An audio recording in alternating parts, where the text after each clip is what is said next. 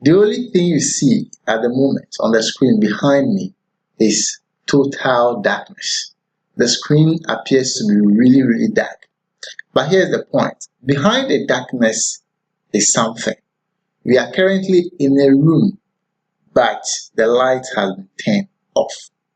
So where do you think we are? Are we in a bedroom, a washroom, a walkway, a hall? Where exactly are we located currently? Now, after you've predicted where we are located, let me turn on the light to see if your prediction is right. So as you turn on the light, you can see we are actually in the washroom. And sorry for bringing you to the washroom.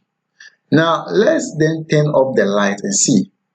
Now, everywhere is dark again. Let's move to our next slide and observe something. For this also, what can you see on your screen? For those who have good eyesight, perhaps you might have seen something round appearing on the screen, and you might have guessed it is something. I don't know whatever you are guessing it is, but it is not very clear. Actually, that is the Earth. So let us allow the sun to rise on our Earth to see what happens. So you can see that as the sun rises gradually, the earth becomes brighter and brighter. The part of the earth facing the sun becomes brighter and brighter. But without the sunlight, everything was dark. So here's my question. How important is light to we humans? Well, before we answer that question, let's move to our next slide and observe something. For this slide, you will see clearly that we are actually in a hallway with several rooms to our left and right. But what I want you to pay attention to is the chair at the extreme end of the hall. What do you see over there? You see a chair there. And then the lights have been turned on, so we can see everything clearly. You can see the door, the chairs, and other things. Now, let's turn off the light and see what happens. So we'll turn off some of the lights and leave a few on. Let's see. So as we keep turning off some of the lights, what happens? Everywhere becomes dark. Now, do you still see the chair at the extreme end of the hall? The answer is no. Why? Because the lights have been turned off. So let's get back to the main question that we asked at the beginning. How important is light to us humans? I guess you've gotten the answer. One importance of light to humans is it enables us to see. So with the help of light, we are able to see things around us. But without light, even the closest object to us become invisible to us. But how do humans see with the help of light? So look at this man. He's actually reading some text from a book, and he has a lamp on in his room. Now, with the help of the lamp, he is able to read and write. As he writes, he's able to see everything he writes. But how is he able to do that? Or how does light help him to do that? Now, in order to answer this question correctly, we have to understand two main things. In order to see objects, we need two kinds of rays, or two types of rays. An arriving ray and then a reflected ray. So this is what I mean. Now, as the lamp is turned on, the rays of light move from the lamp to the book. And then it hits the surface of the book and bounces to the eye of the man. So this is what happens. So it is through this process the man is able to see. There are actually more technical physics behind how we see, but we are not going deep into that.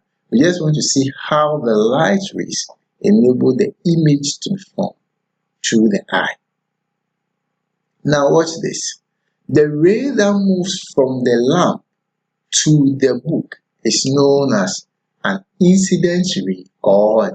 Arriving ray. So that's the ray that is arriving from the source of light. So that's another point you have to keep in mind. For us to be able to see objects, we always need a source of light. There should always be a source of light, because without a source of light, we will not be able to see.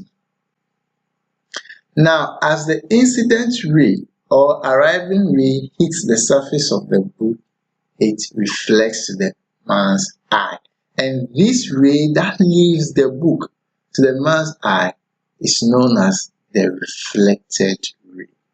So a combination of the incident ray and the reflected ray enables the man to see the book as he writes. So that's basically how these rays help us to see. So imagine someone is standing in front of a tree during the day. How is he able to see the tree? The source of light is the sun. So incident rays from the sun moves to the tree, strikes the tree, and bounces off the eye of the person standing in front of the tree. So that's basically how everything happens when it comes to the movement of the rays to help us see.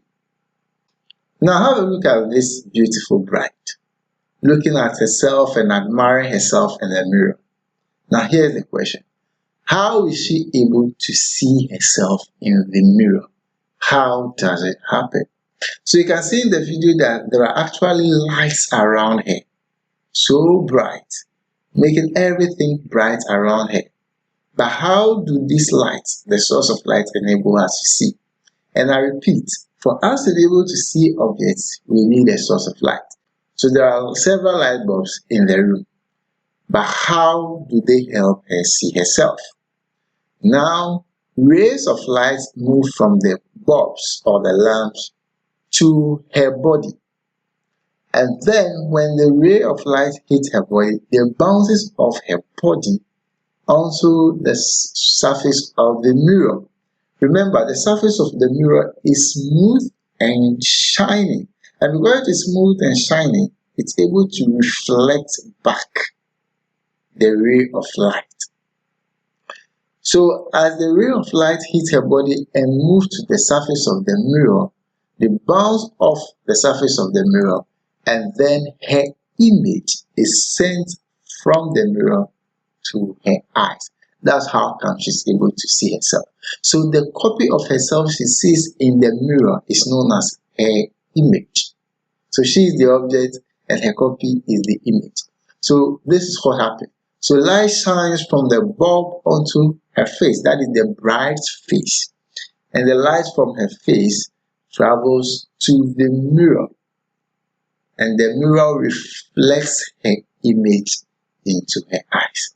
So that's basically how she's able to see herself. So in case somebody asks you to describe how someone standing in front of a mirror is able to see himself or herself, this is basically what happens. In the absence of source of light, the person will not be able to see him or himself or herself.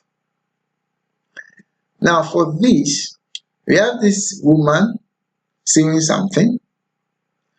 Now, using the same understanding we've gotten from incident ray and reflected ray, how is she able to see what she's working on? Let's assume she's outside during the day with the sun up and high. So with the help of the sunlight, she's able to see what she's seeing. But what are the steps, or how does it happen? So light travels from the sun to what she is seeing. So the light then reflects off her seeing into her eyes. So she's working with something during the day, then light shines on what she's working on. As she keeps working on it, the light from the thing she's holding reflects or bounces off into her eyes. That's how come she sees what she's working on.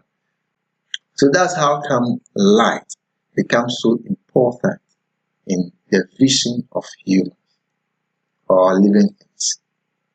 Now, one interesting thing about lights is that light can only travel in a straight line. What does that mean? To put it simple, when you turn on a light or a torch, it can only move in a straight line. Meaning, when it is moving and an obstacle is placed in front of it, the light cannot bend and then dodge the obstacle. It can't do that. So maybe you turn on the light and it gets to this obstacle and then it will bend around the obstacle and then continue your journey. It can't do that. It will just hit the obstacle head on. So what that means is that if there is something behind that obstacle, the light from the object cannot pass through the obstacle to the viewer. To illustrate that with the woman out there at the end of the hallway. So let's assume we are looking at her from our current location and she's out there. So we instruct her to walk and take a turn to her right. And let's see what happens.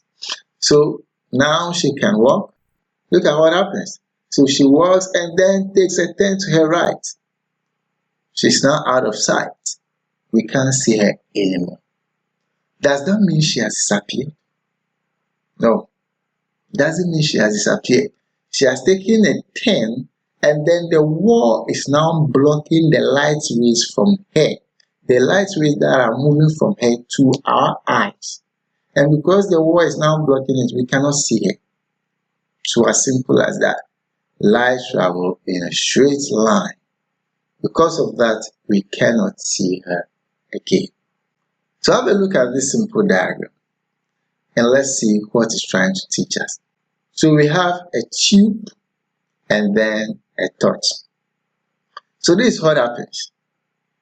If you take this torch and turn it on at one end of a long tube, and the tube is very straight, you turn the light on at one end of the tube, and then you ask your friend to stand at the other end of the tube. When you turn on the light, he or she will be able to see the light coming from the torch. But if you bend the tube, let's say you double bend it, you bend it at one end and bend at the other end, and you turn on the torch again at one end of the tube, and ask your friend to view from the other end, he will not be able to see the light coming from the torch. Why? Because of the bend, the light has been blocked. As simple as that. And the reason behind it is lights can only travel in a straight line. So the light ray cannot pass through the tube and then bend again to get to the observer at the other end of the tube. It doesn't happen that way. So let's look at it. So let's assume two friends, Victoria and Fidosia, perform this experiment, a simple experiment at home. So let's see what happens. So Victoria is the one with the lamp. So she shines the lamp down the tube. And Fidosia is to stand at the other end to observe what happens. So as Fidosia sees through the tube, she sees the light when she looks down the tube from the other end. And then Victoria then removes the lamp and then bends the tube. After bending the tube, she then shines the flashlight down the tube again. And what happens? This time around, Fidosia cannot see the light. She can't see that. And what does this demonstrate? It demonstrates that light travels in a straight line. So in this short video, we've actually come to understand how important light is to us humans to be able to see things around us. Without light, everything becomes dark around us. But with the help of light, we can clearly see things around us. So thank you for sticking with us to the end of this video. See you in our next lesson.